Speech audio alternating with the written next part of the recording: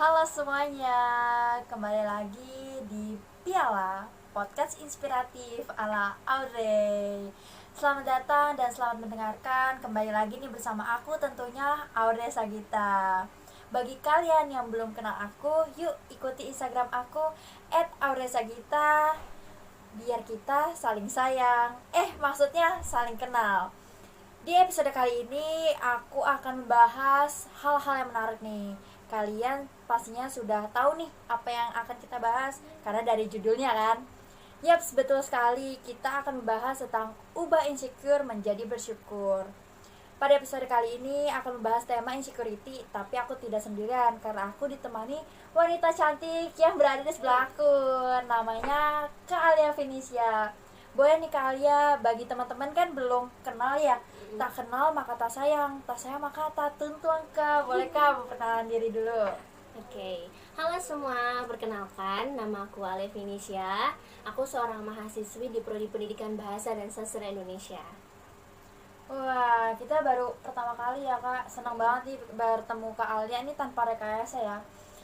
Apa kabarnya nih Kak Alia? Alhamdulillah baik. Alhamdulillah baik. Sekarang lagi sibuk apa sih akhir-akhir ini?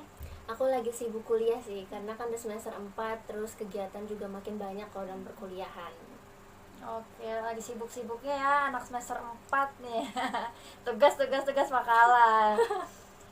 Baik, tadi kan aku sudah menyinggung tentang temanya yaitu insecurity. Kira-kira menurut Kak Alia apa sih itu insecure?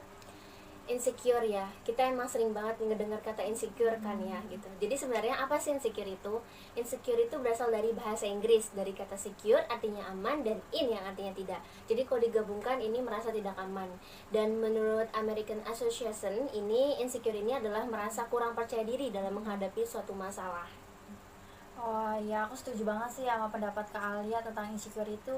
Tapi kan biasanya dia sebelum insecure ada pasti yang melatar belakangi insecure itu. Kira-kira menurut pendapat Kak Alia, apa sih yang melatar belakangi itu? Yang melatar belakang ini yang aku mau ngejelasin singkatnya aja ya. Yang pertama itu takut gagal gitu. Jadi karena manusia ini kan punya ekspektasi tinggi, punya cita-cita gitu kan. Dan ternyata pas kita tahu tidak sesuai ekspektasinya, merasa langsung sepertinya emang ini nggak boleh kayak gini lagi deh gitu. Jadi merasa udah takut gagal duluan, jadinya nggak berani untuk melangkah gitu. Kemudian yang kedua, ini terlalu perfeksionis karena pengen dilihat diri kita ini harus sempurna, apa yang kita lakukan ini harus sempurna gitu. Jadi dengan adanya merasa harus sempurna itu, kita nggak melihat apa sih kurang diri kita yang sebenarnya harus kita syukuri gitu. Kemudian menjadi korban bullying juga salah satunya gitu, karena dengan pelaku verbal misalkan dalam korban bullying tersebut gitu, jadi ngebuat kita menjadi bener ya, berarti aku aja dibullying karena aku misalkan gendut gitu, berarti emang benar dong perkataan orang gitu. Kemudian juga membandingkan diri kita dengan orang lain karena ya tadi merasa nggak sempurna juga, karena kita juga tadi punya ekspektasi juga, merasa aku harusnya mungkin kurus kayak dia ya gitu. Jadi adanya kesenjangan itu antara ekspektasi dengan kenyataan ngebuat kita yang menjadi latar belakang merasa insecure itu. Iya benar banget. Emang kita sering banget nih ya Kak, teman-teman semua pasti juga ngalamin kayak banding-bandingin. Dia bisa kok aku nggak bisa ya. Dia langsing kok aku nggak langsing. Kayak gini-gini aja gitu. Tapi pernah nggak sih Kak Alia tuh punya pengalaman tentang insecure? Kalau dibilang pernah, pasti pernah banget. Aku pernah banget ngerasa insecure, nggak hanya fisik sebenarnya, tapi juga dalam masalah otak, dalam masalah kemampuan gitu. Aku merasa insecure dengan orang-orang yang mengapa sih udah umur 20 tahun orang-orang kok bisa ada sesuatu gitu, seperti udah menjadi seseorang gitu. Kenapa aku merasa kayak udah semester 4 masih seperti ini aja gitu. Mungkin sebagian teman-teman juga merasa kayak gitu. Jadi merasa insecure gitu, merasa ingin buru-buru, sebenarnya memang harusnya sudah ditakarkan gitu. Jadi memang langkah kita itu memang berbeda sama orang lain sebenarnya gitu. Jadi kadang insecure di situ. Terus kalau untuk masalah fisik juga kadang dulu aku pas kecil aku kurus banget, dibilangin kayak emangnya nggak ngurus diri sendiri ya gitu kan. Terus sekarang aku udah mulai berisi, dibilang kok gendutan sih, nggak kayak dulu. Kayak mengapa sih selalu salah di mata orang lain gitu loh. Iya benar, iya sih aku juga pernah mengalami itu pastinya yang Kak Alia bilang semua orang pasti pernah ngalamin. Aku juga dulu pernah jadi korban bully gitu. Terus akhirnya aku, tapi gara-gara dibully itu aku termotivasi gitu, jangan sampai aku dibully lagi karena hal yang sama. Itu sih kalau aku. Tapi kalau misalkan kamu merasa motivasi untuk nggak dibully lagi, itu jangan sampai ngelakuin hal-hal yang emang sebenarnya membahayakan diri sendiri gitu. Kadang kan orang-orang aku misalkan di bullying gendut, aku harus kurusin gitu, aku harus diet ketat banget gitu. Nah Itu jangan di bahaya situ, juga sih, iya. Jadi iya. jangan ada misunderstanding antara biar nggak dibully lagi, jadinya ngelakuin hal-hal yang emang bahaya untuk diri sendiri. Sesuai kemampuan aja ya teman-teman semua kalau mau diet dengan kata Kak. Selama Kak Alia merasa insecure, apa sih Kak yang kayak peran paling penting, antara apakah diri sendiri atau ada orang lain gitu yang paling penting? Yang paling penting itu pertama dari diri sendiri gitu. Kenapa? Karena dari pola pikir kita sendiri dulu nih. Bagaimana caranya kita mengontrol pikiran kita dari yang insecure tadi itu dikontrol, kemudian bagaimana tadi biar nggak misunderstanding tadi untuk ngelakuin hal-hal yang memang dilarang gitu. Jadi sebenarnya kalau bisa dibilang aku ini juga dari dukungan keluarga juga gitu. Cuman mungkin ada beberapa teman-teman keluarganya yang justru nambah Ya, bikin bener ngerasa banget, insecure bener kan. Kayak misalkan banding-bandingkan ranking anak tetangga dengan anak sendiri gitu. Padahal kan kemampuan anak berbeda-beda gitu. Jadi sebenarnya dukungan yang paling penting itu dari diri sendiri. Bagaimana kita mengontrol pikiran kita sendiri dulu gitu.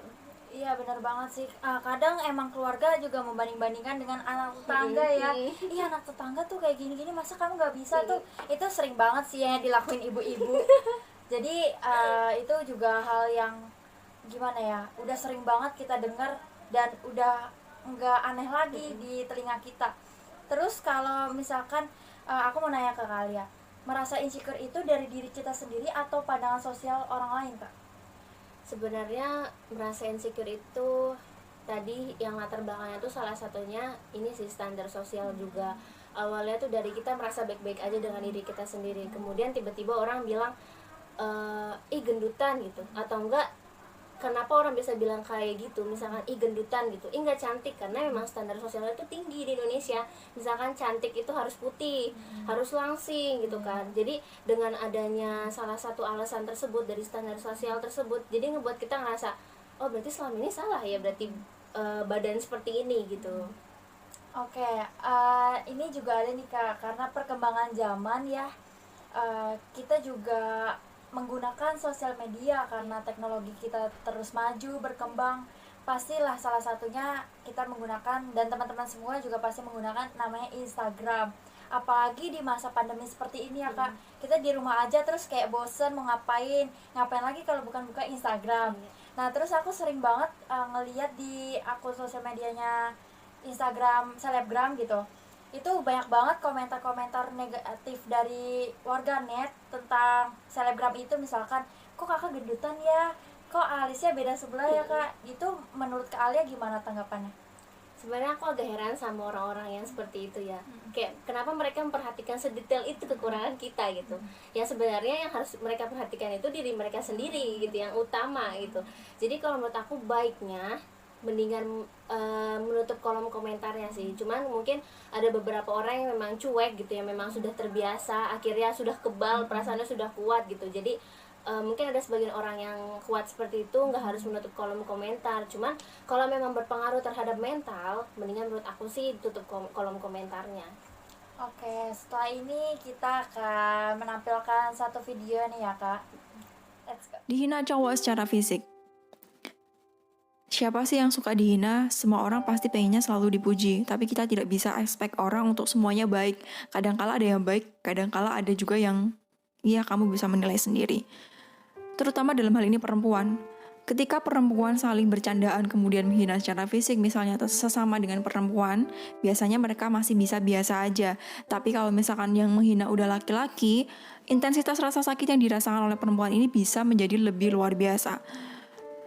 Efek yang ditimbulkan ketika dia mendapatkan hinaan secara fisik dari laki-laki Bagi orang yang bisa mengekspresikan diri, mereka akan mungkin bisa langsung membalas perkataan tersebut, menjawabnya, marah, kecewa di depan laki-laki tersebut yang menghina dia.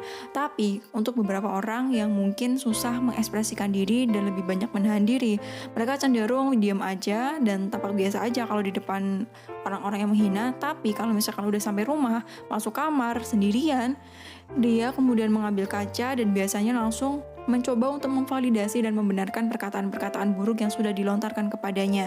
Misalnya aja, kalau dia mendapatkan hinaan secara fisik, ukuran tubuh, kamu terlalu kecil lah, kamu terlalu gendut lah, kamu terlalu ini, terlalu itu, terlalu pendek, terlalu tinggi, dan sebagainya. Biasanya dia langsung melihat kaca dan bilang ke cermin, apakah aku memang segendut itu ya? Aku seburuk itu ya? Dan sebagainya. Dan validasi-validasi inilah yang menyebabkan seseorang merasa dirinya semakin buruk, merasa semakin terpuruk, merasa percaya dirinya semakin hilang, merasa semakin insecure dan lebih dalam lagi. Maka dari itu, untuk teman-teman yang sekarang mungkin atau dulu pernah mendapatkan perkataan buruk dari laki-laki terutama dan belum bisa memaafkan perkataan buruk tersebut, teman-teman, apa yang dikatakan oleh orang lain terhadap kamu itu tidak mendefinisikan diri kamu. Mungkin saja orang yang sudah menghina kamu, terlepas itu laki-laki ataupun perempuan, dia sebelumnya sudah mendapatkan hinaan dari orang lain dan belum bisa memaafkan sehingga masih ada rasa sakit dalam dirinya yang mengakibatkan dia menghina kamu meskipun kamu bukan orang yang menghina dia.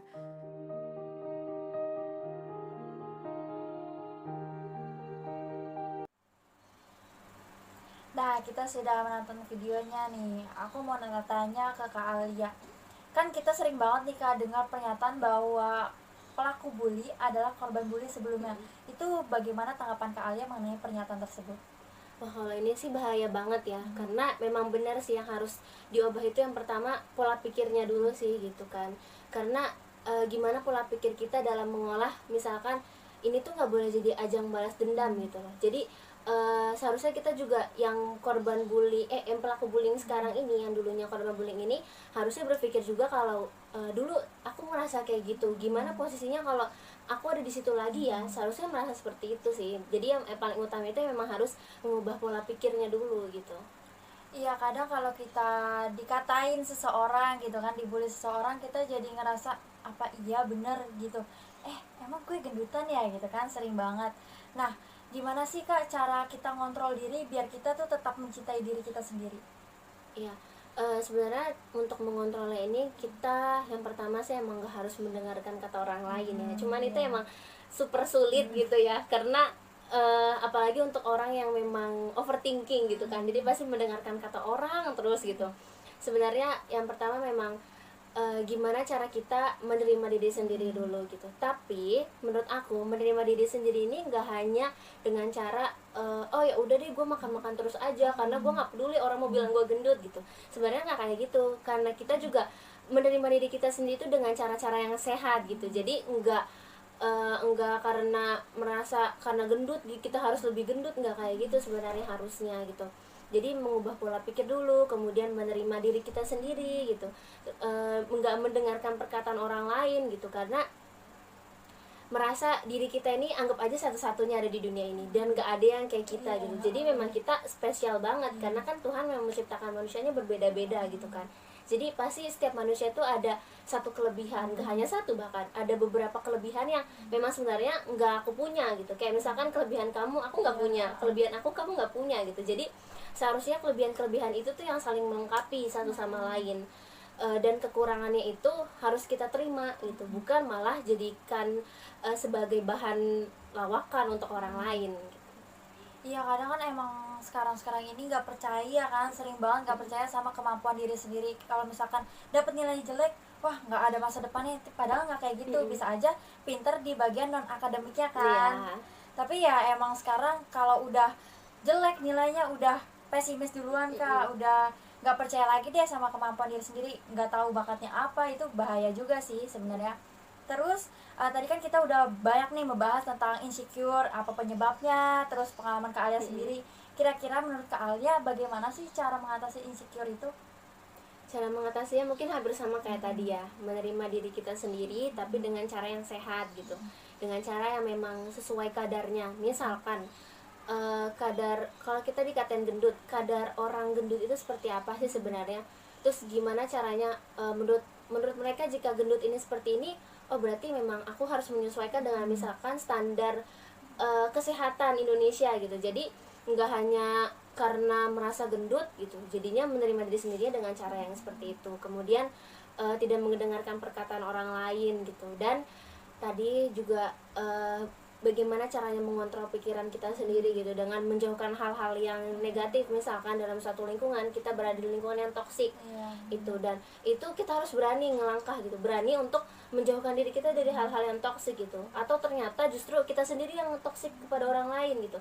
Dan itu jadi salah satu alasan kenapa memang mengontrol pikiran dan diri sendiri itu yang paling penting sih, kalau untuk menjauhkan hal-hal toksik, dan kita menjauhi hal-hal yang toksik dan kita dijauhkan oleh hal-hal yang toksik gitu. Emang itu yang paling penting sih. Iya, penting banget untuk mencintai diri sendiri ya, karena kalau bukan kita siapa lagi yang mencintai kita gitu kan. Karena emang susah banget untuk mencintai diri sendiri, menerima kita apa adanya, menerima kelebihan kekurangan kita. Kadang kok gue gini sih, kok gue nggak bisa apa-apa ya, padahal nggak kayak gitu ya teman-teman semua. Kita harus bersyukur. Nah, ini berhubungan banget kayak sama kalimat ubah insecure menjadi bersyukur. Nah, ini gimana nih Kak, tanggapan Kak Alia mengenai pernyataan tersebut, kalimat tersebut? Aku setuju banget sih kalau sama itu, mengubah insecure menjadi bersyukur gitu. Tapi mungkin ada tambahan yang tadi ya, mengubah insecure menjadi bersyukur dengan cara diri kita sendiri, dengan cara yang sehat. Tadi aku tambahin sedikit itu. Jadi harusnya memang seperti itu, tapi aku setuju banget sih kata-kata itu. Ya, seperti judul kita ya pada podcast kali ini. Oke, keren banget jawaban Kak Alia. Aku setuju banget sih mengenai apa itu insecure yang melatar belakangi, dan bahkan Kak Alia udah cerita banyak tentang pengalamannya nih. Kita udah sharing-sharing ke teman-teman. Tapi di podcast Piala ini aku punya games nih Kak buat bintang tamu. Nama gamesnya adalah pilih aku atau dia. Jadi Kak Alia di sini akan aku kasih dua pilihan. Kak Alia pilih ya. Langsung yang pertama. Oke, yang pertama, ini yang satu pilihannya mencintai diri sendiri, dan yang kedua atau mencintai orang lain. Mencintai diri sendiri. Kenapa tuh? Karena sebelum kita memperhatikan orang lain, kita harus memperhatikan diri kita sendiri dulu sih. Singkat, padat, dan jelas ya Kak. Oke, lanjut yang kedua.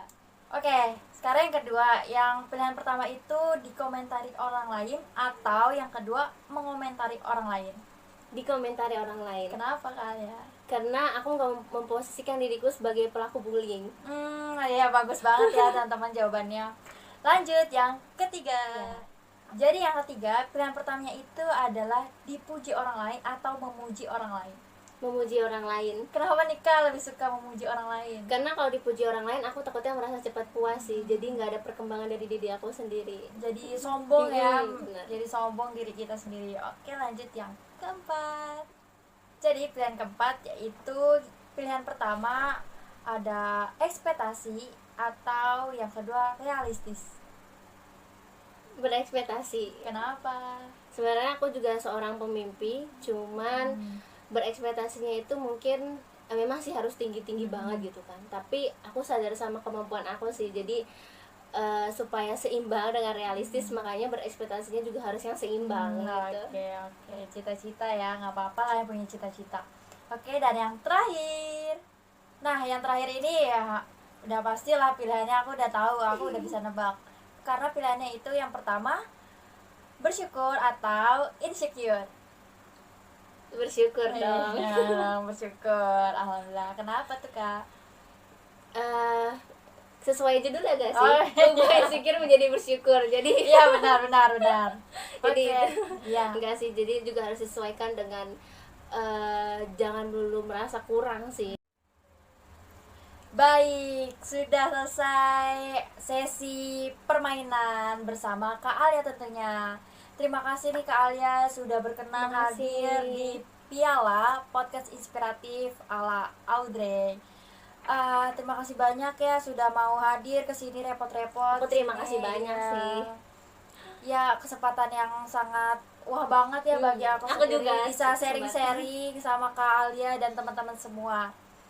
Kita sudah sampai di sesi terakhir, yaitu ujung acara nih, ujung podcast. Aku ingin berbagi kata-kata sedikit nih buat teman-teman. Berhenti bandingkan dirimu dengan orang lain. Mulai bercermin dan katakanlah, dirimu hebat, dirimu kuat, dirimu pasti bisa. Cintailah dirimu sendiri sebelum kamu mencintai orang lain. Percayalah pada kemampuan dirimu sendiri. Jangan merasa minder lagi. Jadikan omongan-omongan negatif orang sebagai motivasi untuk kedepannya yang lebih baik. Jadi, yuk mulai ubah insecure menjadi bersyukur.